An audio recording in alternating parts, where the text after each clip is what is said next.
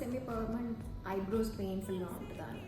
నా క్లయింట్ ఇక్కడ చూస్తే మీరు చాలా అంటే హాయిగా కంఫర్టబుల్గా ఉన్నారు అండ్ ఇక్కడ బ్లడ్ కూడా రావట్లేదు. ఒకసారి క్లోజ్లో చూపించు.